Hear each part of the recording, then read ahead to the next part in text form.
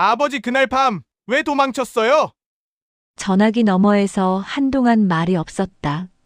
그건 내가 알 필요 없는 일이야. 아니요. 이제는 알아야겠어요. 25년 전 재벌 회장 부부가 동시에 사망한 그날 밤. 모든 뉴스는 사고라고 말했지만 지하 주차장에서 단 한 명의 아이가 사라졌다는 사실은 아무도 말하지 않았다. 나는 평생 아버지를 운전기사로 알고 살았다. 늘 새벽에 나가 늦은 밤에 들어오던 사람, 말보다 한숨이 많던 남자. 하지만 성공할수록 이상했다. 내 인생 어딘가가 비어 있었다. 그리고 마침내 들려온 한마디. 그 운전기사 회장의 친형이었습니다. 그날 밤 아이를 안고 도망친 남자의 선택은 범죄였을까? 아니면 단 하나의 구원이었을까? 이 이야기는 피보다 무거웠던 침묵과 운전석에 앉아 평생 아버지가 된 한 남자의 이야기다. 오늘도 찾아와 주셔서 감사합니다. 구독과 좋아요는 큰 힘이 됩니다. 어디에서 보고 계신지 댓글로 나눠주세요. 행복과 건강이 늘 함께 하시길 바랍니다. 그럼 이제 오늘의 이야기 시작하겠습니다. 1챕터 세계관과 일상. 아버지는 늘 운전석에 있었다. 서울 강남의 새벽 5시, 도심은 아직 잠들어 있었습니다. 고층 아파트 32층, 최민재의 침실에 알람이 울려 퍼졌습니다. 민재는 눈을 뜨자마자 습관처럼 침대 옆 스마트폰을 집어들었습니다.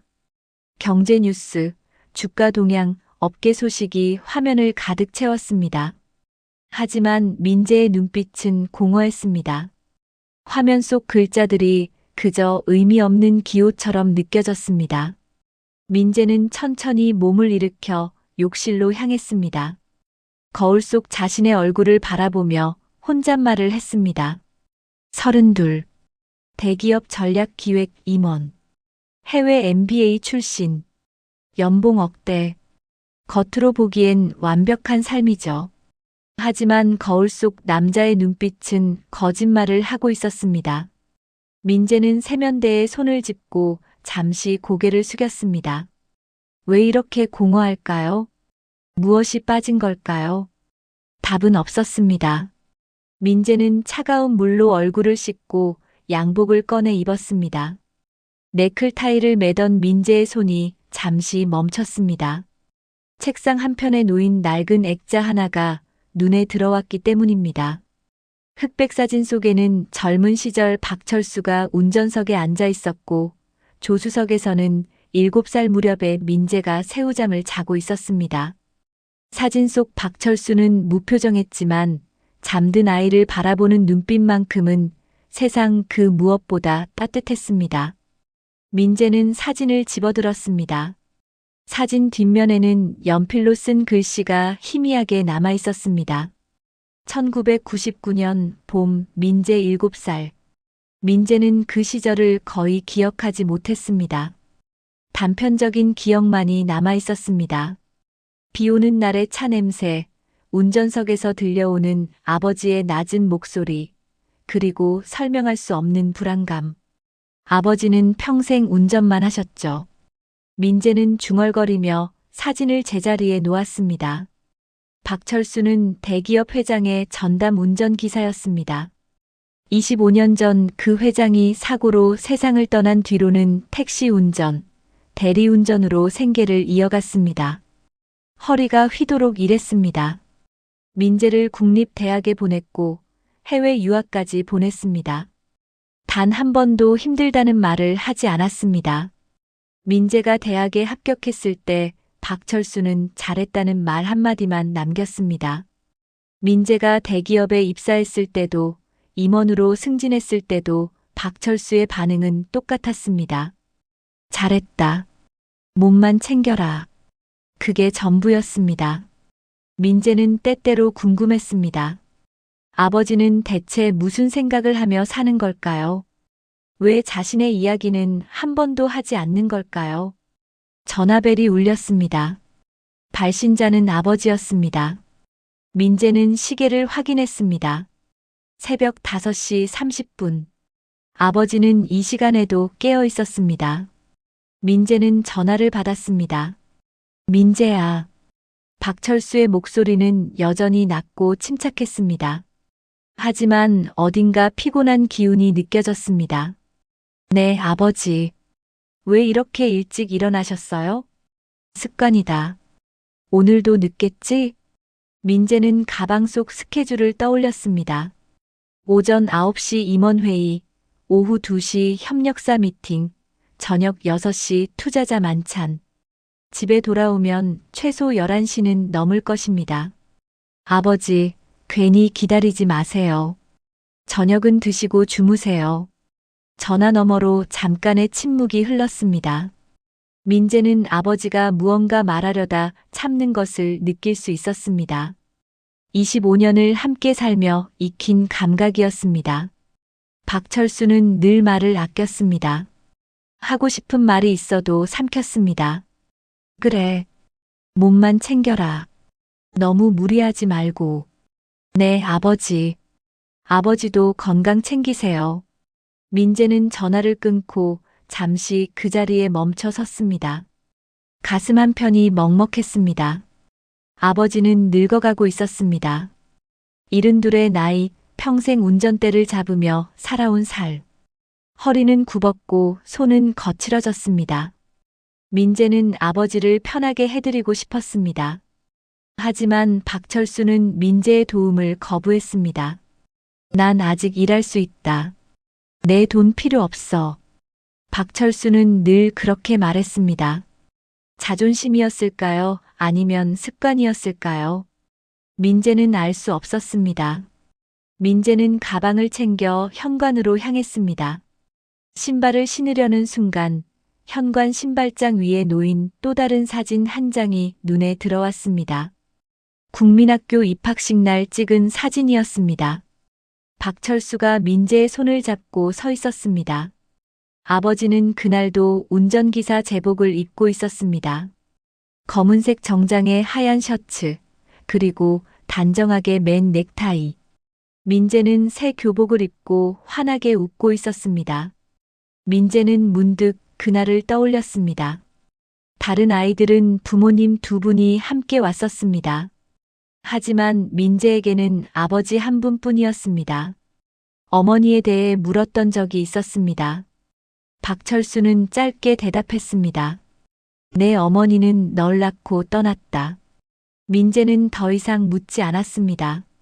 아버지의 눈빛이 너무 슬퍼 보였기 때문입니다. 민재는 차를 몰고 회사로 향했습니다. 새벽 도로는 한산했습니다. 라디오에서는 경제 뉴스가 흘러나왔습니다. 오늘 주요 뉴스입니다. 대기업 승계 문제가 다시 수면 위로 떠올랐습니다. 재벌 가문의 상속세 논란, 경영권 분쟁 등이 화제가 되고 있는데요. 민재는 라디오를 껐습니다. 상속, 승계, 경영권. 민재에게는 먼 나라 이야기였습니다. 민재는 운전기사의 아들이었습니다. 스스로 길을 개척해야 했습니다. 누군가에게 물려받을 것도 기댈 배경도 없었습니다. 회사 지하 주차장에 차를 세우고 민재는 엘리베이터를 기다렸습니다.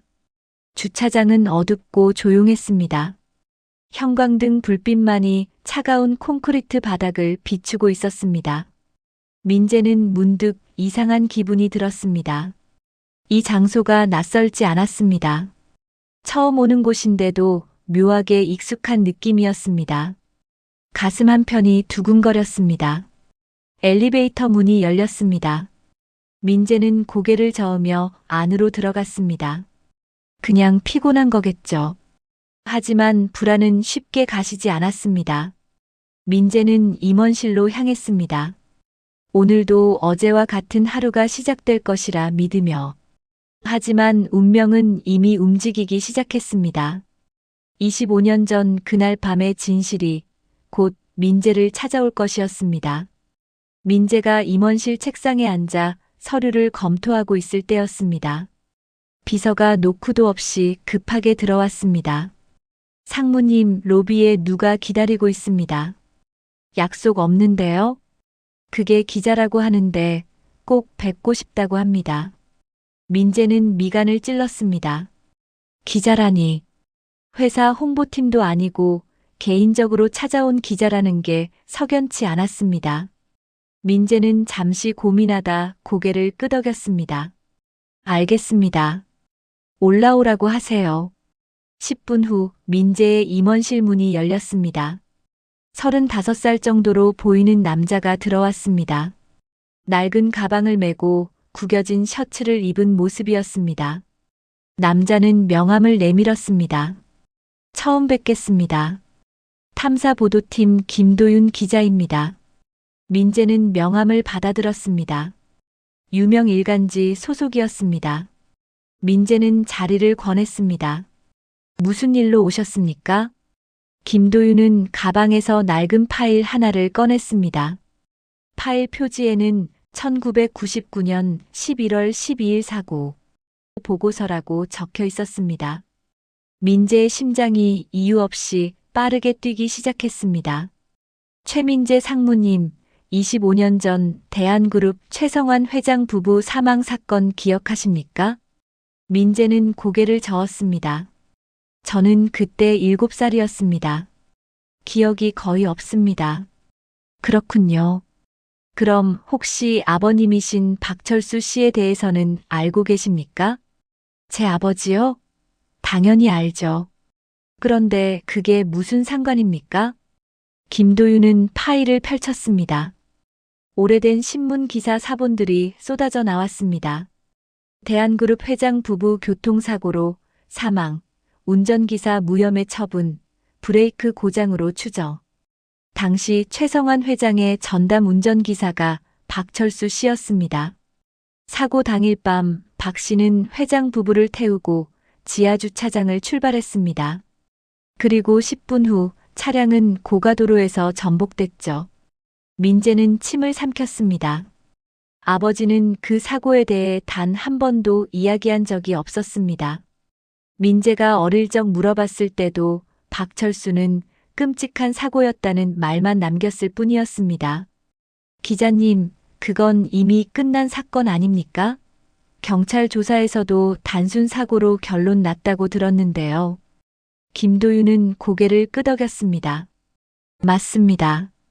당시에는 그렇게 결론이 났죠.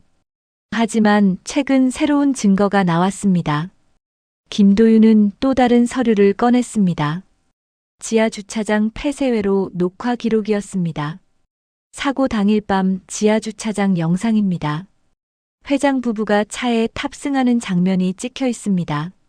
그런데 여기 이 부분을 보십시오. 김도윤이 손가락으로 화면 한 구석을 가리켰습니다. 흐릿한 영상 속에서 작은 그림자 하나가 움직이고 있었습니다. 아이입니다. 7살 정도로 추정되는 남자아이가 차량 뒷좌석에 숨어 있었습니다. 민재의 얼굴이 굳었습니다. 그게 저입니까? 그렇게 추정됩니다. 사고 직후 박철수 씨는 현장에서 실종됐습니다. 경찰이 찾았을 때는 이미 사흘이 지난 뒤였죠. 그리고 박 씨 곁에는 당신이 있었습니다. 민재는 아무 말도 할 수 없었습니다. 머릿속이 하얗게 비었습니다. 기자님, 그게 무슨 의미입니까? 제가 그 차에 타고 있었다는 게 뭐가 문제입니까? 김도윤은 민재의 눈을 똑바로 바라봤습니다. 문제는 박철수 씨가 당신을 데리고 도망쳤다는 겁니다. 사고 현장에서 아이를 구출한 뒤 경찰에 신고도 하지 않고 사라졌어요. 왜 그랬을까요? 민재는 입술을 깨물었습니다. 답할 수 없었습니다. 알지 못했기 때문입니다. 저도 모릅니다. 아버지는 그날 일에 대해 말씀하신 적이 없어요. 김도윤은 가방에서 또 다른 자료를 꺼냈습니다. 최성환 회장에게는 아들이 하나 있었습니다. 이름은 최민재. 당시 7살. 사고 후 행방불명됐죠. 공식 기록상으로는 친척 집에 맡겨졌다고 되어 있지만 실제로 그 친척은 존재하지 않습니다. 민재의 손이 떨렸습니다. 그게 무슨 말입니까? 최민재 상무님. 당신의 본명이 혹시 최민재 아닙니까? 민재는 대답할 수 없었습니다. 주민등록 증상 이름은 최민재가 맞았습니다. 하지만 아버지는 늘 내 어머니 성을 따랐다고 말했습니다. 민재는 그 말을 의심한 적이 없었습니다. 김도윤은 자리에서 일어났습니다. 상무님, 저는 진실을 밝히고 싶을 뿐입니다. 25년 전 그날 밤 무슨 일이 있었는지 알고 싶습니다. 협조해 주시겠습니까? 민재는 고개를 저었습니다. 죄송하지만 거절하겠습니다. 저는 그날 일을 기억하지 못합니다. 그리고 제 아버지는 아무 잘못도 하지 않으셨어요. 김도윤은 명함을 한 장 더 꺼내 책상 위에 놓았습니다. 생각이 바뀌시면 연락 주십시오. 그리고 한 가지만 더 말씀드리겠습니다. 조만간 이 사건이 재조사될 겁니다. 검찰에서 움직이고 있습니다. 김도윤이 나간 뒤 민재는 한참 동안 그 자리에 앉아 있었습니다. 손이 떨렸습니다. 가슴이 답답했습니다. 민재는 전화기를 집어들었습니다. 아버지에게 전화를 걸었습니다. 신호음이 길게 울렸습니다. 박철수는 전화를 받지 않았습니다. 민재는 회의도 미팅도 모두 취소했습니다. 차를 몰고 아버지가 사는 작은 빌라로 향했습니다. 도로를 달리는 내내 민재의 머릿속은 복잡했습니다. 나는 누구일까요? 정말 회장의 아들일까요? 아버지는 왜 나를 데리고 도망쳤을까요? 빌라 앞에 도착했을 때는 이미 해가 저물고 있었습니다. 민재는 계단을 올라 아버지의 집 문을 두드렸습니다. 안에서 인기척이 들렸습니다. 문이 열렸습니다. 박철수가 서 있었습니다. 아버지의 얼굴은 여느 때와 다름없이 무표정했지만 눈빛만큼은 흔들리고 있었습니다. 민재야, 갑자기 웬일이냐? 민재는 아버지를 똑바로 바라봤습니다. 아버지, 25년 전 그날 밤 무슨 일이 있었어요? 박철수의 얼굴이 굳었습니다. 오랜 침묵이 흘렀습니다. 그리고 박철수는 천천히 입을 열었습니다. 들어와라. 이야기하자. 박철수의 집은 좁았습니다. 작은 원룸에 낡은 가구들이 놓여 있었습니다. 민재는 아버지가 권한 자리에 앉았습니다. 박철수는 부엌에서 물을 따라왔습니다. 두 사람 사이에 무거운 침묵이 흘렀습니다. 아버지, 오늘 기자가 저를 찾아왔어요. 박철수의 손이 미세하게 떨렸습니다. 하지만 얼굴은 여전히 무표정했습니다. 무슨 기자? 탐사보도 기자요. 25년 전 회장 부부 사고 사건을 재조사한다고 했어요. 박철수는 천천히 담배를 꺼냈습니다. 담배를 입에 물었다가 다시 내려놓았습니다. 민재는 아버지가 담배를 피우지 않는다는 걸 알고 있었습니다.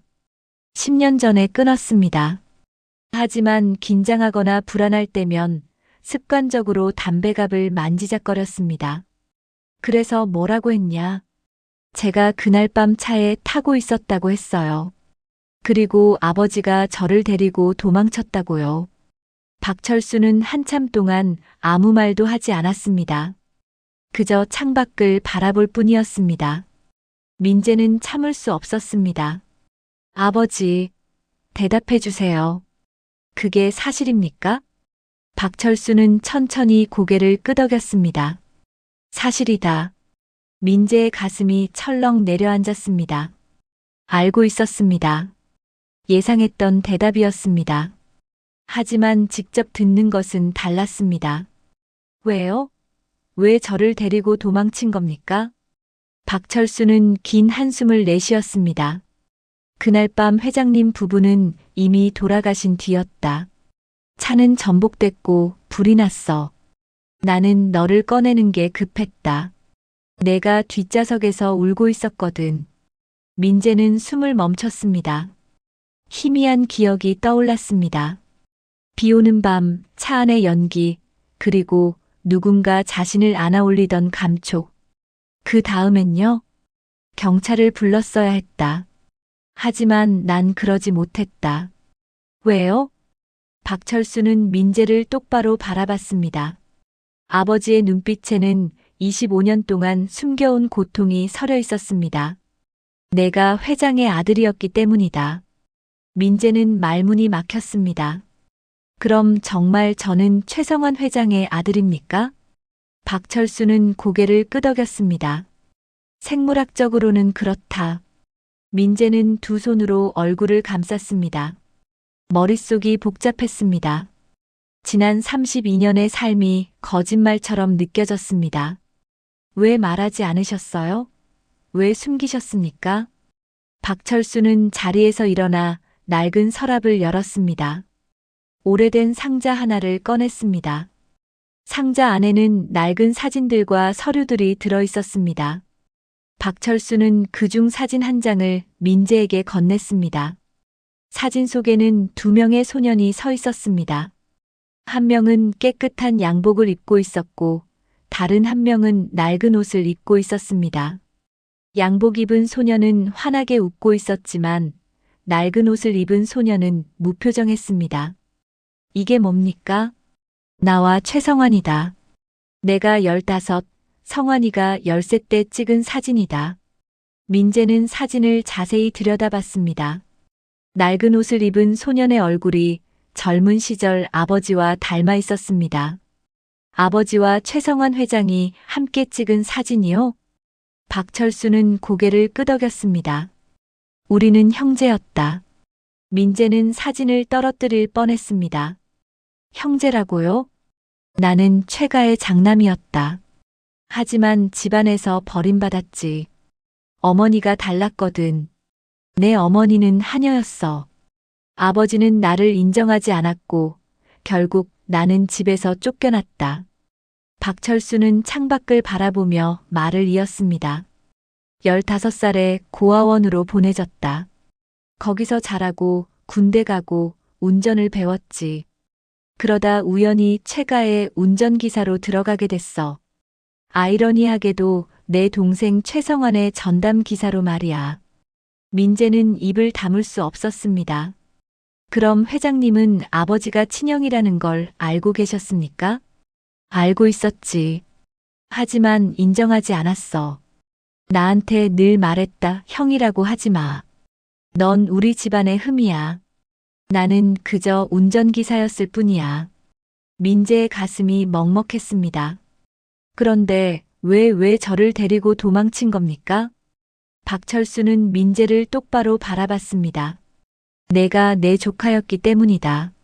성환이의 아들이었지만 내 핏줄이기도 했어. 그날 밤 너는 차 안에서 혼자 울고 있었다. 부모는 죽었고 내게 남은 건 아무것도 없었어. 박철수의 목소리가 떨렸습니다. 나는 내가 최가 사람들에게 넘겨지는 게 두려웠다. 그 사람들은 너를 상속 도구로만 볼 게 뻔했어. 그래서 결심했다. 너를 데리고 떠나기로. 민재는 눈물을 참았습니다. 그래서 저를 아들로 키우신 겁니까? 그렇다. 법적으로는 아니지만 마음으로는 내 아들이었다. 내가 그냥 평범하게 자라길 바랐어. 재벌 손자가 아니라 그냥 운전기사의 아들로 말이야. 민재는 고개를 떨궜습니다. 25년간 믿어왔던 모든 것이 무너지고 있었습니다. 하지만 동시에 이상한 감정이 밀려왔습니다. 안도감이었습니다. 자신이 느꼈던 공허함의 정체를 이제야 알 것 같았습니다. 그날 밤 민재는 아버지 집에 머물렀습니다. 두 사람은 밤새 이야기를 나눴습니다. 박철수는 처음으로 자신의 과거를, 최가에서의 삶을, 그리고 그날 밤의 진실을 모두 털어놓았습니다. 새벽이 되어서야 민재는 잠이 들었습니다. 하지만 얕은 잠이었습니다. 꿈속에서 민재는 7살 소년으로 돌아가 있었습니다. 비 오는 지하주차장, 차 안의 연기, 그리고 자신을 안아올리는 누군가의 품. 그 품은 따뜻했습니다. 다음 날 아침 민재가 눈을 떴을 때 박철수는 이미 부엌에서 아침을 준비하고 있었습니다. 된장찌개 냄새가 집 안가득 퍼졌습니다. 민재는 식탁에 앉았습니다. 박철수는 밥을 떠서 민재 앞에 놓았습니다. 많이 먹어라. 민재는 숟가락을 들었습니다. 그리고 문득 깨달았습니다. 이 밥상이, 이 된장찌개가, 이 모든 평범한 일상이 얼마나 소중한 것이었는지를. 하지만 그 평화는 오래가지 못했습니다. 민재의 휴대폰이 울렸습니다. 회사 비서였습니다. 상무님, 큰일 났습니다. 인터넷에 기사가 떴어요. 민재는 휴대폰으로 포털 사이트를 열었습니다. 메인 화면에 자극적인 제목이 떠 있었습니다. 25년 전 회장 부부 사망 사건, 운전기사 잠적 의혹 제기. 민재의 손이 떨렸습니다. 세상이 움직이기 시작한 것입니다. 인터넷은 들끓고 있었습니다. 기사가 올라온 지 불과 2시간 만에 댓글이 수천 개를 넘어섰습니다. 사람들은 추측했고, 비난했고, 판단했습니다. 민재는 휴대폰을 내려놓을 수 없었습니다. 운전기사가 회장 아들 납치한 거 아냐? 25년이나 숨겨왔다는 게 말이 되나? 재벌 상속 노린 계획 범죄 같은데. 박철수는 식탁 맞은편에 앉아 묵묵히 찌개를 먹고 있었습니다. 하지만 손은 떨리고 있었습니다. 민재는 휴대폰을 덮었습니다. 아버지, 우선 피해야 할 것 같아요. 기자들이 곧 여기로 올 겁니다. 박철수는 고개를 저었습니다. 도망쳐봤자 소용없다. 이미 시작됐어. 하지만 이대로 있으면 괜찮다. 난 평생 숨어 살았다. 이제는 드러날 때가 된 것 같구나. 민재는 아버지의 담담한 표정을 바라봤습니다. 포기한 사람의 얼굴이었습니다. 민재는 주먹을 쥐었습니다. 안 돼요. 제가 뭔가 방법을 찾아볼게요. 바로 그때 현관문을 두드리는 소리가 들렸습니다. 거칠고 급한 노크였습니다. 민재와 박철수는 서로를 바라봤습니다. 노크 소리는 계속됐습니다. 박철수 씨, 계십니까? 몇 가지 여쭤볼 게 있습니다. 기자들이었습니다. 민재는 창문으로 다가가 밖을 내다봤습니다. 빌라 앞에 이미 여러 대의 차량이 주차돼 있었습니다. 카메라를 든 사람들이 건물 입구를 에워싸고 있었습니다. 아버지, 뒷문으로 나가야 해요. 민재는 박철수의 손을 잡았습니다. 두 사람은 서둘러 짐을 챙겼습니다. 박철수는 낡은 가방 하나에 옷가지 몇 벌과 오래된 상자를 넣었습니다. 민재는 아버지를 이끌고 건물 뒷계단으로 향했습니다. 다행히 뒷문 쪽에는 아직 기자들이 오지 않았습니다. 민재는 주차장에 세워둔 차로 아버지를 안내했습니다. 시동을 걸고 빠르게 빌라를 빠져나왔습니다. 백미러로 보니 기자들이 뒤늦게 뛰어나오는 모습이 보였습니다. 어디로 가냐? 박철수가 물었습니다. 일단 서울을 벗어나야 해요. 조용한 곳으로 가죠. 민재는 고속도로로 차를 몰았습니다. 2시간을 달려 충청도의 작은 도시에 도착했습니다. 외진 여관 하나를 찾아 방을 잡았습니다. 낡고 좁은 방이었습니다. 벽지는 누렇게 변색돼 있었고 창문 밖으로는 공사장이 보였습니다. 박철수는 가방을 내려놓고 창가에 섰습니다. 민재는 침대에 앉아 머리를 감쌌습니다. 상황이 너무 빠르게 돌아가고 있었습니다. 어제까지만 해도 평범한 임원이었습니다. 오늘은 도망자가 돼 있었습니다. 아버지, 대체 그날 무슨 일이 있었던 겁니까? 정확히 말씀해 주세요. 박철수는 담배를 꺼냈습니다. 이번에는 정말로 불을 붙였습니다.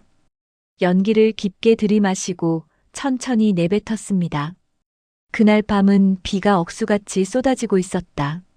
박철수의 목소리는 낮고 무거웠습니다. 회장님 부부는 만찬에 다녀오는 길이었어. 평소와 다를 게 없었지.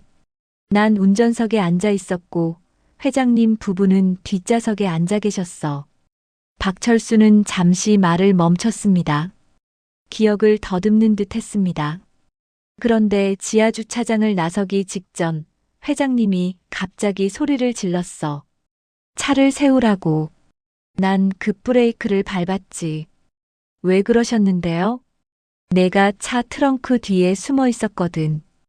회장님이 백미러로 너를 본 거야. 민재는 숨을 삼켰습니다. 제가 왜 거기 있었습니까? 박철수는 긴 한숨을 내쉬었습니다. 넌 아버지를 보고 싶었던 거겠지. 회장님은 늘 바쁘셨어. 집에도 거의 안 계셨고. 그날도 넌 회장님을 따라 나서려고 몰래 차에 숨었던 거야. 박철수의 손이 떨렸습니다. 회장님은 화를 내셨어. 너한테 당장 내리라고 소리쳤지. 하지만 밖은 비가 쏟아지고 있었고 넌 겁에 질려 울고만 있었어. 그래서요? 결국 회장님이 그냥 가자고 하셨어. 집에 가서 혼내겠다고. 난 다시 차를 출발시켰지. 박철수는 창밖을 바라봤습니다. 하지만 고가도로에 오르자마자 브레이크가 말을 듣지 않았어. 아무리 밟아도 속도가 줄지 않았지. 난 핸들을 꺾으려 했지만 차는 이미 통제 불능이었어. 민재의 얼굴이 하얗게 질렸습니다. 그리고 차는 전복됐다. 회장님 부부는 그 자리에서 돌아가셨어. 난 운전석에 끼어 있었고 넌 뒷좌석에서 울고 있었지. 박철수는 담배를 재떨이에 비볐습니다. 난 간신히 빠져나와 너를 구했어. 차에서 연기가 나기 시작했거든. 그리고 도망쳤다. 민재는 목소리를 높였습니다. 왜요? 왜 경찰을 부르지 않으셨어요? 박철수는 민재를 똑바로 바라봤습니다. 부를 수 없었다. 왜요? 브레이크 고장이 우연이 아니었기 때문이다. 민재는 입을 다물었습니다. 무슨 말씀이세요? 박철수는 주머니에서 낡은 수첩 하나를 꺼냈습니다. 수첩을 펼치자 정비 기록들이 빼곡히 적혀 있었습니다. 사고 사흘 전 난 차를 정비소에 맡겼어. 정기 점검이었지. 그런데 정비소에서 이상한 걸 발견했다고 했어. 브레이크 라인에 미세한 절단 흔적이 있다고. 민재의 심장이 빠르게 뛰었습니다. 그게 설마 누군가 일부러 브레이크를 망가뜨린 거였어. 시간이 지나면 저절로 끊어지도록 말이야. 박철수의 목소리는 떨렸습니다. 난 즉시 회장님께 보고했어. 하지만 회장님은 대수롭지 않게 여기셨지. 신경 쓰지 마라. 내가 알아서 하겠다고 하셨어. 그런데 왜? 회장님은 아무 조치도 하지 않으셨어. 그리고 사흘 뒤 사고가 났지. 민재는 머리를 감쌌습니다. 그럼 아버지는 누군가 회장님을 죽이려 했다고 생각하신 겁니까? 박철수는 고개를 끄덕였습니다. 그렇다. 그리고 만약 경찰에 신고했다면 수사가 시작됐을 거야. 하지만 난 확신할 수 없었어. 혹시 내가 의심받을까봐, 그리고 무엇보다 너를 지켜야 했어. 박철수는 민재의 손을 잡았습니다. 넌 그날 밤의 유일한 목격자였어. 만약 진짜 누군가 회장님을 노렸다면 너도 위험했던 거야. 그래서 난 너를 데리고 도망쳤다. 세상 모르게 너를 키우기로 결심했지. 민재는 눈물을 참았습니다. 25년간 아버지가 짊어진 무게가 얼마나 무거웠을지 이제야 조금 알 것 같았습니다. 하지만 여전히 의문은 남아 있었습니다. 그럼 대체 누가 회장님을 죽이려 한 겁니까? 박철수는 고개를 저었습니다. 모른다. 25년이 지났지만 난 아직도 그 답을 찾지 못했어. 그날 밤 민재는 잠을 이루지 못했습니다. 여관 침대에 누워 천장을 바라보며 생각에 잠겼습니다. 25년 전 그날 밤 누군가 의도적으로 회장 부부를 죽이려 했다는 사실. 그리고 자신이 그 현장에 있었다는 사실. 민재는 자신의 기억을 더듬어 봤지만 아무것도 떠오르지 않았습니다. 새벽 5시 민재의 휴대폰이 울렸습니다. 회사 이사였습니다. 민재는 전화를 받았습니다. 상무님, 지금 어디 계십니까? 개인적인 일로 잠시 자리를 비웠습니다. 상무님, 인터넷 보셨습니까? 지금 난리가 났습니다. 민재는 포털 사이트를 열었습니다. 메인 화면에 새로운 기사가 떠 있었습니다. 제목을 보는 순간 민재는 숨이 막혔습니다. 운전기사 박철수, 최성환 회장의 친형으로 밝혀져. 민재는 기사를 클릭했습니다. 기사에는 박철수와 최성환의 과거가 상세히 적혀 있었습니다. 박철수가 최가의 장남이었지만 집안에서 버림받았다는 내용, 그가 동생의 운전기사로 일했다는 사실, 그리고 사고 당일 회장의 아들을 데리고 실종됐다는 의혹까지. 이게 대체 어떻게 된 겁니까? 이사의 목소리는 떨리고 있었습니다. 상무님이 정말 최성환 회장의 아들이십니까? 그럼 상속 문제가. 민재는 전화를 끊었습니다. 손이 떨렸습니다. 박철수는 옆 침대에서 일어나 앉았습니다. 나갔구나. 누가 이런 걸 흘린 겁니까? 박철수는 한숨을 쉬었습니다. 윤정희일 거다. 윤정희요? 회장님 비서실장이었어. 그 사람만이 우리 관계를 알고 있었지. 민재는 주먹을 쥐었습니다. 왜 그 사람이 지금 이걸 폭로하는 겁니까? 박철수는 고개를 저었습니다. 모르겠다. 하지만 윤정희는 늘 진실을 중요하게 여기는 사람이었어. 바로 그때 민재의 휴대폰이 다시 울렸습니다. 모르는 번호였습니다. 민재는 전화를 받았습니다. 최민재 상무님이십니까? 여자의 목소리였습니다. 나이든 여성의 차분하고 단호한 목소리였습니다. 누구십니까? 윤정희입니다. 최성환 회장님의 전 비서실장이었습니다. 민재는 박철수를 바라봤습니다. 박철수의 표정이 굳었습니다. 무슨 일로 전화하셨습니까? 만나 뵙고 싶습니다. 드릴 말씀이 있습니다. 무슨 말씀입니까? 전화로는 어렵습니다. 오늘 오후 2시 서울역 앞 다방으로 오십시오. 혼자 오세요. 윤정희는 일방적으로 전화를 끊었습니다. 민재는 박철수를 바라봤습니다. 윤정희가 만나자고 합니다. 박철수는 고개를 끄덕였습니다. 가봐라. 그 사람은 뭔가 알고 있을 거다. 오후 2시 민재는 서울역 앞 낡은 다방에 도착했습니다. 다방 안은 한산했습니다. 구석자리에 60대 후반으로 보이는 여성이 앉아 있었습니다. 단정한 옷차림에 짧은 머리, 날카로운 눈빛을 가진 여성이었습니다. 최민재 상무님이시군요. 윤정희는 자리에서 일어나 악수를 청했습니다. 민재는 그의 손을 잡았습니다. 손은 차갑고 단단했습니다. 앉으십시오. 민재는 마주 앉았습니다. 윤정희는 커피를 한 모금 마시고 입을 열었습니다. 기사 보셨죠? 당신이 흘린 겁니까? 윤정희는 고개를 끄덕였습니다. 그렇습니다. 저는 25년간 침묵했습니다. 하지만 더 이상 숨길 수 없다고 판단했습니다. 왜요? 왜 지금입니까? 윤정희는 가방에서 낡은 봉투 하나를 꺼냈습니다. 봉투 안에는 서류들이 들어 있었습니다. 25년 전 그날 밤 저는 회장님과 통화를 했습니다. 사고 나기 1시간 전이었죠. 민재는 숨을 죽였습니다. 회장님은 제게 이상한 말씀을 하셨습니다.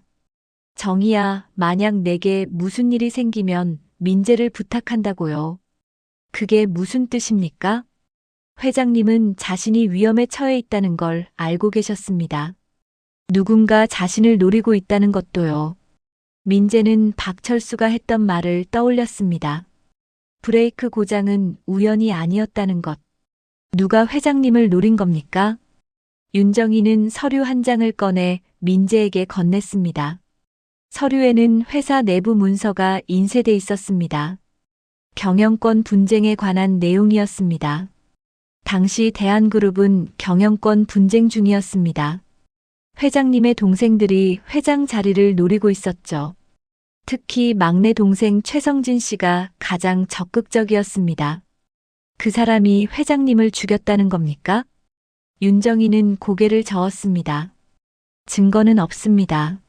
하지만 사고 직후 최성진 씨가 경영권을 장악했습니다.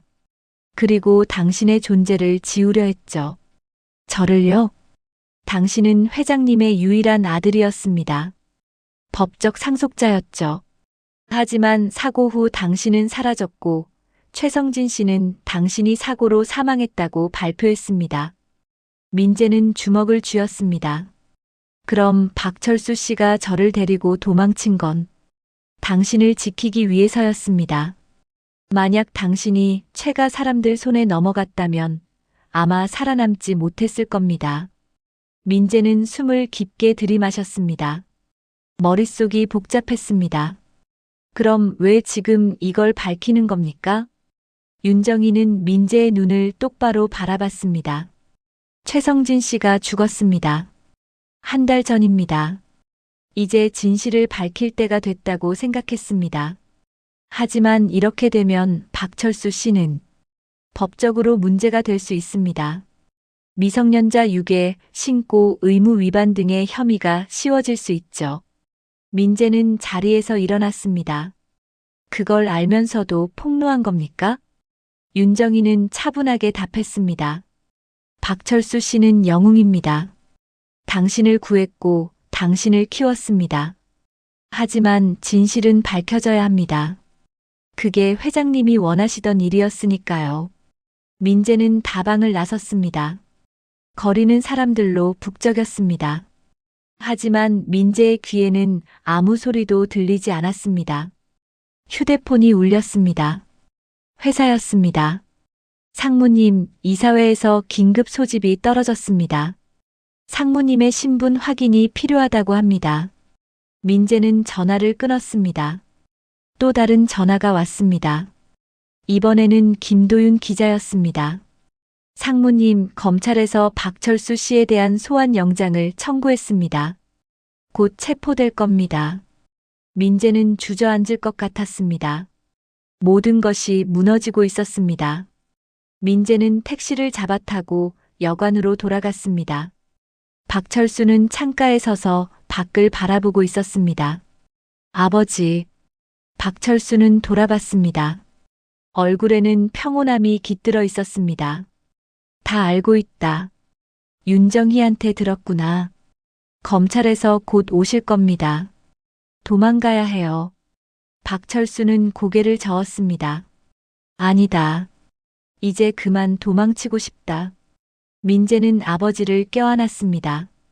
처음으로 목 놓아 울었습니다. 박철수는 다음 날 아침 스스로 경찰서로 향했습니다. 민재가 막으려 했지만 박철수는 단호했습니다. 민재야, 난 평생 도망쳤다. 이제는 마주할 때가 됐어. 민재는 아버지를 따라 경찰서로 갔습니다. 박철수는 조사를 받았습니다. 25년 전 그날 밤의 일을 모두 진술했습니다. 브레이크 고장, 사고 현장, 그리고 민재를 데리고 도망친 이유까지. 경찰은 박철수를 미성년자 유괴 혐의와 신고 의무 위반으로 입건했습니다. 민재는 변호사를 선임했습니다. 하지만 상황은 녹록지 않았습니다. 언론은 박철수를 범죄자로 몰아갔습니다. 인터넷 댓글창은 비난으로 가득 찼습니다. 재벌 아들 납치해서 키운 거잖아. 상속 노린 계획 범죄 같은데 운전기사 주제에 감히. 민재는 회사를 그만뒀습니다. 이사회는 민재에게 사직을 권고했습니다. 회사 이미지를 위해서라는 이유였습니다. 민재는 사표를 냈습니다. 미련은 없었습니다. 지금 민재에게 중요한 건 아버지뿐이었습니다. 박철수는 구속됐습니다. 민재는 매일 구치소로 면회를 갔습니다. 유리 너머로 아버지를 만났습니다. 박철수는 수감복을 입고 있었지만 표정은 담담했습니다. 괜찮으냐? 박철수가 먼저 물었습니다. 아버지는요? 난 괜찮다. 여기가 처음도 아니고. 박철수는 쓸쓸하게 웃었습니다. 젊었을 때 한번 들어와 봤다. 도둑질로. 고아원 나와서 먹고 살기 힘들 때였지. 민재는 가슴이 아팠습니다. 아버지의 삶은 얼마나 고단했을까요? 아버지, 제가 꼭 빼낼게요. 박철수는 고개를 저었습니다. 아니다. 난 벌을 받아야 해. 법을 어긴 건 사실이니까. 하지만 아버지는 저를 지키신 거잖아요. 그래도 법은 법이다. 난 받아들일 거야. 민재는 눈물을 참았습니다. 면회 시간은 금방 끝났습니다. 민재는 구치소를 나와 차에 앉았습니다. 핸들을 잡은 채 한참을 그 자리에 있었습니다. 그날 밤 민재는 아버지의 빌라로 돌아갔습니다. 경찰 수색이 끝난 뒤라 집안은 어질러져 있었습니다. 민재는 천천히 집안을 정리하기 시작했습니다. 옷가지를 개고 설거지를 하고 먼지를 닦았습니다. 서랍을 정리하던 중 민재는 낡은 상자 하나를 발견했습니다. 아버지가 여관에 가져갔던 그 상자였습니다. 민재는 상자를 열었습니다. 안에는 오래된 사진들과 서류들이 들어 있었습니다. 사진 한 장이 눈에 띄었습니다. 젊은 박철수가 군복을 입고 서 있었습니다. 뒤에는 1등병 박철수라고 적혀 있었습니다. 다른 사진에는 운전기사 제복을 입은 박철수가 차 앞에 서 있었습니다. 표정은 늘 무표정했지만 눈빛만큼은 살아 있었습니다. 민재는 서류들을 꺼냈습니다. 박철수의 고아원 기록, 군 복무 기록, 그리고 운전면허증 사본이 있었습니다. 제일 아래에는 낡은 공책 하나가 있었습니다. 민재는 공책을 펼쳤습니다. 공책에는 박철수의 일기가 적혀 있었습니다. 첫 장은 25년 전 날짜였습니다. 1999년 11월 12일. 오늘 민재를 데리고 도망쳤다. 옳은 일을 한 건지 모르겠다. 하지만 이 아이를 지켜야 한다. 내가 지키지 않으면 아무도 지켜주지 않을 것이다. 민재는 다음 장을 넘겼습니다. 1999년 12월 1일. 민재가 처음으로 웃었다. 아직 말은 거의 하지 않지만 조금씩 나아지고 있다. 장미숙 씨가 많이 도와준다. 좋은 사람이다. 장미숙. 민재는 그 이름을 기억했습니다. 어릴 적 자주 보던 할머니였습니다. 분식집을 하시던 분이었습니다. 민재에게 늘 떡볶이를 만들어 주셨습니다. 민재는 계속해서 일기를 읽었습니다. 2005년 3월 2일. 민재가 초등학교에 입학했다. 입학식에 갔는데 다른 아이들은 부모가 둘 다 왔다. 민재는 나밖에 없다. 미안하다. 2010년 6월 15일. 민재가 중학교 시험에서 1등을 했다. 자랑스럽다. 이 아이는 나보다 훨씬 똑똑하다. 2015년 11월 20일. 민재가 대학에 합격했다. 국립대다. 등록금 걱정이 덜 되어 다행이다. 하지만 민재는 유학을 가고 싶어 한다. 돈을 더 벌어야겠다. 민재는 눈물을 흘렸습니다. 아버지는 자신의 모든 삶을 민재를 위해 바쳤습니다. 단 한 번도 불평하지 않았습니다. 단 한 번도 후회하지 않았습니다. 마지막 장에는 최근 날짜가 적혀 있었습니다.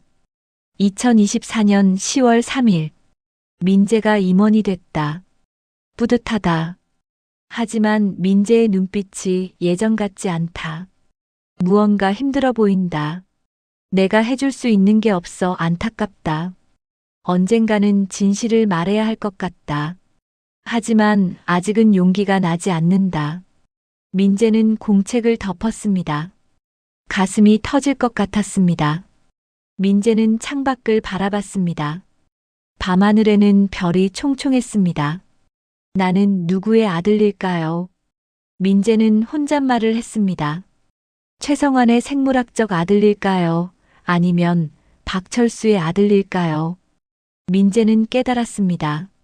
혈연이 전부가 아니라는 것을, 진짜 아버지는 피로 결정되는 게 아니라는 것을, 진짜 아버지는 함께한 시간, 나눈 밥, 흘린 땀으로 만들어지는 것이라는 것을 민재는 결심했습니다.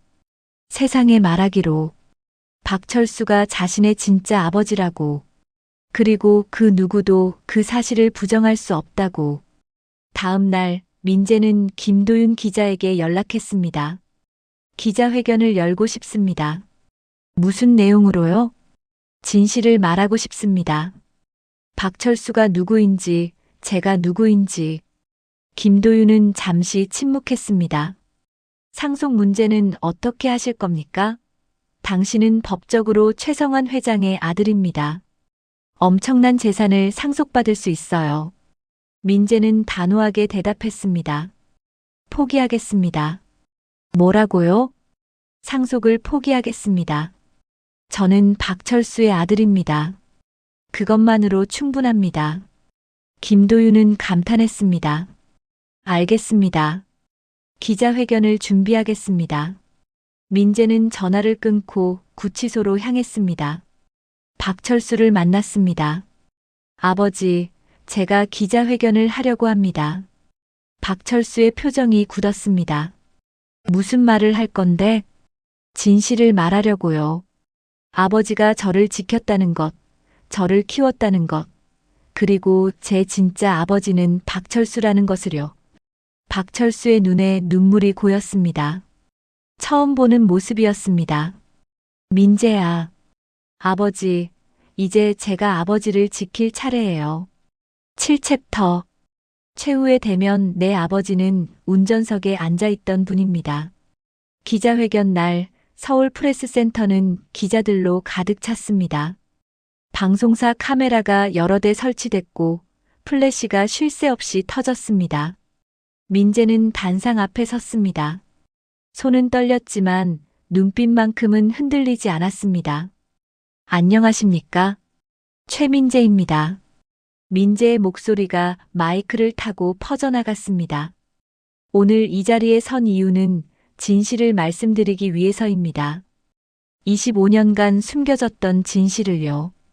기자들은 숨죽이며 민재를 바라봤습니다. 저는 생물학적으로 최성환 회장의 아들입니다. 25년 전 그날 밤 저는 부모님이 타신 차에 몰래 숨어 있었습니다.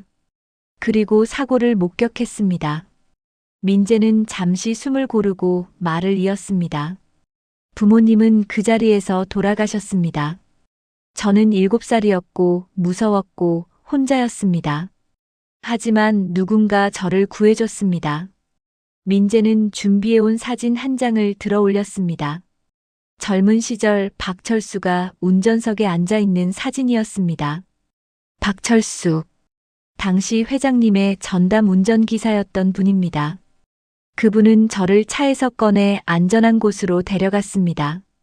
그리고 25년간 저를 키워주셨습니다. 플래시가 더 강하게 터졌습니다. 기자들은 메모를 하기 시작했습니다. 여러분은 묻겠죠. 왜 경찰에 신고하지 않았냐고. 왜 도망쳤냐고. 민재는 단호하게 대답했습니다. 박철수 씨는 저를 지키기 위해 그러셨습니다. 당시 최가 내부에는 경영권 분쟁이 있었습니다. 박 씨는 제가 그 분쟁에 휘말려 위험에 처할 것을 우려하셨습니다. 한 기자가 손을 들었습니다. 그럼 박철수 씨가 유괴범이 아니라는 말씀입니까? 민재는 고개를 저었습니다. 유괴가 아닙니다. 구조입니다. 박 씨는 저를 구했고 저를 보호했으며 저를 한 사람의 인간으로 키워주셨습니다. 또 다른 기자가 질문했습니다. 하지만 법적으로 문제가 있지 않습니까? 미성년자를 무단으로 데려간 것은. 민재는 그 말을 끊었습니다. 법적으로 문제가 있을 수 있습니다. 하지만 도덕적으로는 옳은 일이었습니다. 박철수 씨가 아니었다면 저는 지금 이 자리에 서 있지 못했을 겁니다. 민재는 목소리를 높였습니다. 박철수 씨에 대해 더 말씀드리겠습니다. 그분은 최성환 회장의 친형입니다. 하지만 집안에서 버림받았습니다. 어머니가 달랐다는 이유로요. 고아원에서 자라고 군대에서 운전을 배우고 결국 동생의 운전기사로 일하게 됐습니다. 기자들 사이에서 웅성거림이 일었습니다. 형제였지만 주종 관계였습니다. 박 씨는 평생 형이라고 불릴 수 없었습니다. 늘 박 기사였죠. 하지만 그분은 참았습니다. 묵묵히 일했습니다. 그리고 마지막 순간 조카인 저를 구했습니다. 민재는 눈물을 참으며 말을 이었습니다. 그분은 저에게 밥을 먹여주셨습니다. 학교에 보내주셨습니다. 대학에 보내주셨고 유학까지 보내주셨습니다. 허리가 휘도록 일하시면서요. 단 한 번도 불평하지 않으셨습니다. 민재는 카메라를 똑바로 바라봤습니다. 여러분께 묻겠습니다. 이런 분을 범죄자라고 부를 수 있습니까? 회견장은 조용해졌습니다. 저는 오늘 이 자리에서 선언합니다. 저는 최성환 회장의 생물학적 아들일 수 있습니다. 하지만 상속을 포기합니다. 기자들이 놀라 웅성거렸습니다. 왜냐하면 저는 이미 제가 받을 유산을 받았기 때문입니다. 박철수라는 아버지를요. 민재는 가방에서 서류 한 장을 꺼냈습니다. 이것은 상속 포기 각서입니다. 법무법인을 통해 공증받았습니다. 저는 최가의 재산에 대한 어떠한 권리도 주장하지 않겠습니다. 한 기자가 다급하게 물었습니다. 수천억 원대 재산을 포기하신다는 말씀입니까? 민재는 고개를 끄덕였습니다. 그렇습니다. 돈으로 살 수 없는 것들이 있습니다. 박철수 씨가 저에게 준 사랑, 희생, 그리고 살. 그것은 어떤 돈으로도 살 수 없습니다. 민재는 마지막 말을 했습니다. 제 아버지는 평생 운전석에 앉아 계셨습니다. 저를 학교에 데려다 주실 때도, 저를 대학에 보내실 때도 늘 운전석에 계셨죠. 그분은 운전기사였습니다. 하지만 제게는 세상에서 가장 위대한 아버지입니다. 민재는 단상에서 내려왔습니다. 기자들이 일제히 질문을 쏟아냈지만 민재는 대답하지 않았습니다. 회견장을 나서는 민재의 뒤로 카메라 플래시가 끊임없이 터졌습니다. 민재는 곧장 구치소로 향했습니다. 면회실에서 박철수를 만났습니다. 박철수는 텔레비전으로 기자회견을 봤는지 눈이 붉어져 있었습니다. 봤어요? 민재가 물었습니다. 봤다. 박철수의 목소리는 떨렸습니다. 왜 그랬냐? 상속을 포기하다니.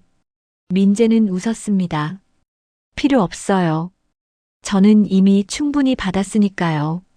박철수는 고개를 숙였습니다. 어깨가 떨렸습니다. 72 평생 울지 않던 남자가 처음으로 소리내어 울었습니다. 미안하다. 내게 평범한 삶을 못 줘서. 민재는 고개를 저었습니다. 아니에요. 아버지는 제게 가장 소중한 것을 주셨어요. 사랑받는 삶을요. 면회 시간이 끝났습니다. 박철수는 일어서며 민재를 바라봤습니다. 고맙다. 내 아들이 돼줘서. 민재는 눈물을 흘렸습니다. 저야말로 감사해요. 제 아버지가 돼주셔서. 그날 밤 민재의 기자회견 영상은 인터넷을 뜨겁게 달궜습니다. 댓글들이 쏟아졌습니다. 이번에는 비난이 아니었습니다. 진짜 아버지가 뭔지 보여주는 사람이네. 수천억을 포기하다니. 대단하다. 박철수 씨는 범죄자가 아니라 영웅이다. 여론이 바뀌기 시작했습니다. 사람들은 박철수를 다시 보기 시작했습니다. 청와대 국민청원 게시판에는 박철수 석방을 요구하는 청원이 올라왔습니다. 하루 만에 10만 명이 넘는 사람들이 동의했습니다. 일주일 후 검찰은 박철수에 대한 기소를 취소했습니다. 공익성과 정상 참작 사유를 인정한 것입니다. 박철수는 석방됐습니다. 구치소 앞에서 민재는 아버지를 기다렸습니다. 철문이 열리고 박철수가 걸어 나왔습니다. 민재는 달려가 아버지를 껴안았습니다. 아버지. 박철수는 민재의 등을 토닥였습니다. 이제 됐다. 이제 진짜 자유야. 8챕터. 결말 아버지라는 이름. 석방된 지 석 달이 지났습니다. 민재와 박철수는 서울을 떠나 충청도의 작은 도시로 이사했습니다. 조용한 주택가에 작은 집 한 채를 얻었습니다. 마당이 있는 집이었습니다.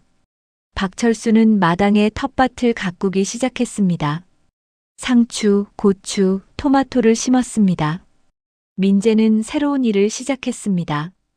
지역사회복지관에서 자원봉사를 하며 청소년들에게 진로 상담을 해주었습니다.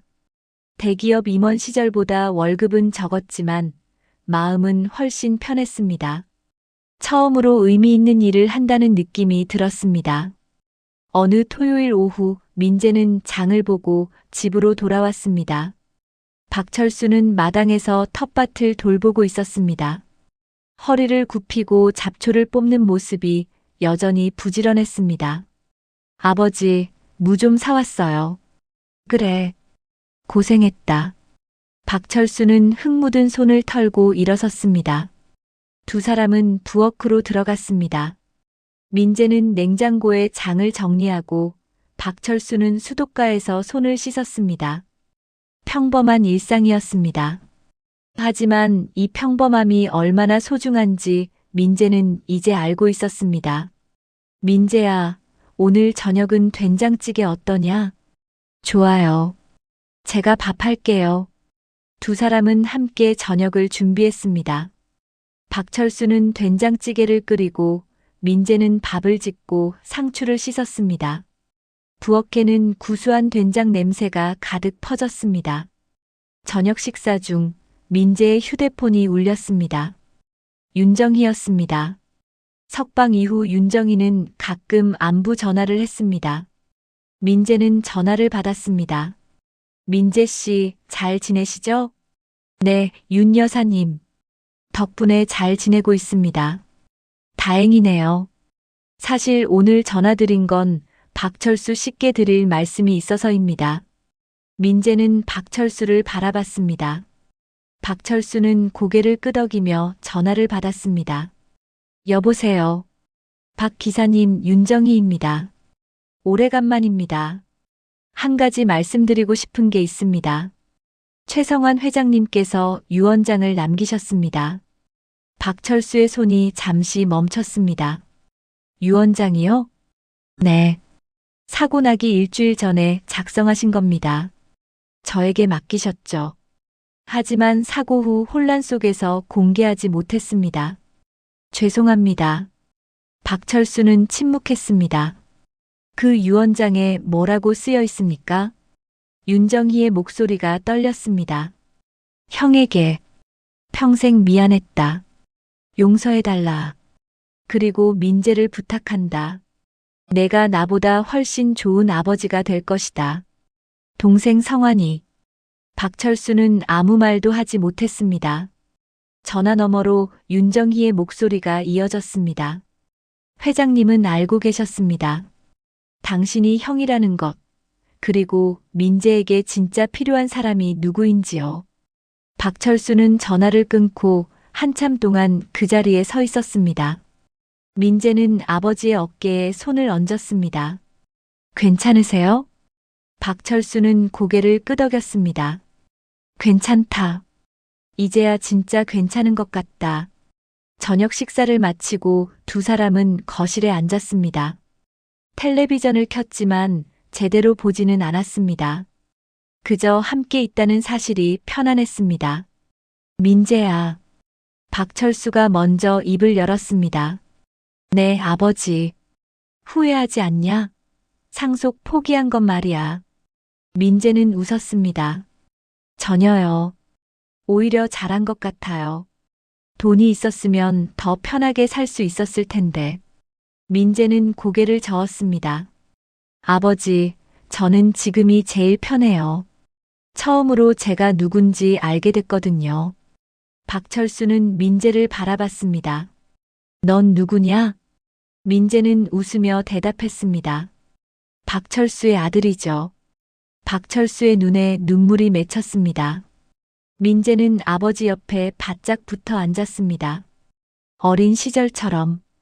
다음 날 일요일, 두 사람은 버스를 타고 근처 도시로 갔습니다.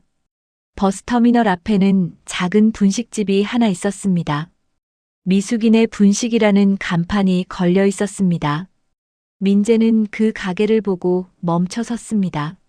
저기 혹시 박철수가 고개를 끄덕였습니다.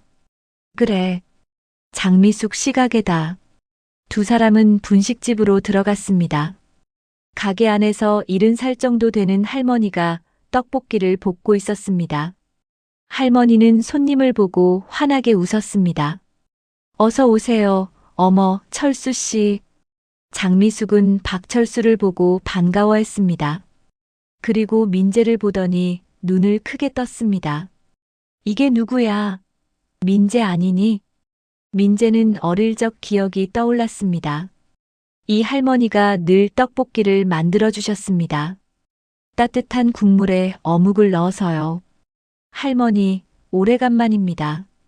장미숙은 앞치마로 눈물을 닦았습니다. 얼마나 컸니? 뉴스에서 봤어. 장하더라. 정말 장했어. 세 사람은 함께 앉아 떡볶이를 먹었습니다. 옛날 이야기를 나눴습니다. 민재가 어렸을 때 얼마나 말이 없었는지, 박철수가 얼마나 열심히 일했는지, 그리고 함께 웃고 울었던 시간들을요.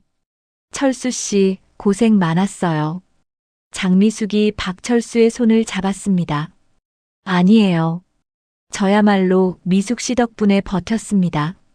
민재는 그제야 알았습니다. 자신을 키운 건 박철수 혼자가 아니었다는 것을. 장미숙 같은 사람들, 이름 없이 도와준 사람들이 있었다는 것을. 해가 저물 무렵 민재와 박철수는 집으로 돌아왔습니다. 마당에 앉아 저녁 노을을 바라봤습니다. 하늘은 붉게 물들어 있었습니다. 아버지, 행복하세요? 박철수는 잠시 생각하다 대답했습니다. 그래, 평생 처음으로 행복한 것 같다. 민재도 웃었습니다. 저도요. 박철수는 마당 한편에 세워둔 오래된 차를 바라봤습니다. 20년 된 중고차였습니다. 더 이상 운전기사는 아니었지만 박철수는 여전히 차를 좋아했습니다. 민재야, 내일 드라이브 갈까? 어디로요? 아무데나. 그냥 달리는 거지 뭐. 민재는 고개를 끄덕였습니다. 좋아요. 제가 운전할게요. 박철수는 웃었습니다. 아니다. 내가 할게. 난 평생 운전석에 앉아 있었잖니. 민재는 아버지를 바라봤습니다. 72의 노인. 주름진 얼굴. 거친 손. 하지만 그 눈빛만큼은 여전히 살아 있었습니다. 아버지. 왜? 사랑해요. 박철수는 처음으로 당황한 표정을 지었습니다. 그리고 작게 웃었습니다. 나도 사랑한다. 내 아들. 그날 운전기사는 마침내 아버지가 되었습니다. 아니, 이미 오래전부터 아버지였습니다. 다만 이제야 세상이 인정한 것뿐이었습니다. 피가 아닌 사랑으로 이어진 부자. 그들의 이야기는 이렇게 끝이 났습니다. 아니, 끝이 아니라 새로운 시작이었습니다. 오늘 이야기가 어떠셨나요? 오늘 이야기가 마음에 와닿으셨다면 작은 공감 표시 한 번만 해주세요. 구독과 좋아요는 저희에게는 큰 힘이 됩니다. 알림 설정과 댓글도 어디에서 어떤 마음으로 보셨는지 댓글을 남겨주시면 앞으로 더 많은 감동과 반전의 드라마로 꼭 보답드리겠습니다. 끝까지 함께 해주셔서 진심으로 감사드립니다.